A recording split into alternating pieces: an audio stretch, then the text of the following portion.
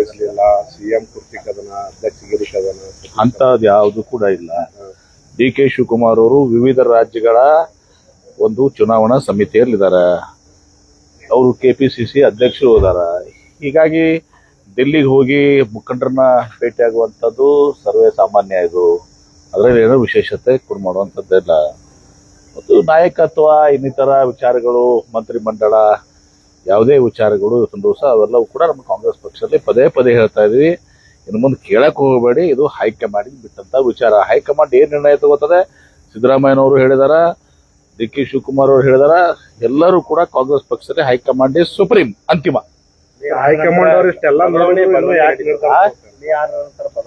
ಎಷ್ಟು ಸಲ ಹೇಳಿರ್ತಾವೆ ಬಲವಾದ ಸಲ ನೀವು ಮಾಧ್ಯಮದವ್ರು ನಿಮಗೆ ಬರ್ತಾವ, ಬರೀ ದಿನ ಒಂದೊಂದು ಡೇಟ್ ಕೊಡ್ತೀರಾ. ಅವತ್ತು ಆ ಡೇಟ್, ಈ ಡೇಟ್, 20 ಡೇಟ್ ನಮಗೂ ಆಗಿದಾವ್. ಇಲ್ಲಿ ಇಷ್ಟೆಲ್ಲ ಡೇಟ್ ಹೈಕಮಾಂಡ್ ಒಂದು ಪೂರ್ಣ ವಿರಾಮ. ಅದು ನಿಮ್ಗೇನು ಸಂಬಂಧ ಇದಾವೆ? ನಮ್ಮ ಹೈಕಮಾಂಡ್ ನಮ್ಮ ಹೈಕಮಾಂಡ್ ಅವ್ರಿಗೆಲ್ಲ ಗೊತ್ತಿರ್ತದ. ಅದು ಸತೀಶ್ ಜಾರಕಿಹೊಳಿ ಎಲ್ಲಾ ರಾಜಕೀಯ ಪಕ್ಷಗಳಲ್ಲಿ ಸಮಸ್ಯೆ ಇದ್ದಾಗ ನಮಗೂ ಸಮಸ್ಯೆ ಇದಾವ. ನಿಶ್ಚಿತವಾಗಿ ನಿಮ್ಮ ಮನ್ಯಾಗ ಇರ್ತಾವ ಸಮಸ್ಯೆ ಅನ್ನೋ ರಾಜಕೀಯ ಪಕ್ಷನಾಗ ಇರ್ಲಾರ್ದ ದೊಡ್ಡದಾದ ಎಲ್ಲ ಪಕ್ಷದಲ್ಲಿ ಇರ್ತವೆ. ನಿಮ್ಮ ಮನ್ಯಾಗ ಇಲ್ವಾ? ನಮ್ಮ ಮನ್ಯಾಗ ಅದಾವ ಸಮಸ್ಯೆಪ್ಪ, ನಿಮ್ಮ ಮನ್ಯಾಗ ಇಲ್ವ ಸಮಸ್ಯೆ? ಅದೇ 4 ಕಡೆ ಬದಿಹರಿಸ್ತೀವಿ. ನೀವೇನು ಮಧ್ಯಮದ ಮುಂದೆ ಮಾತಾಡೋದಿರ್ತದ?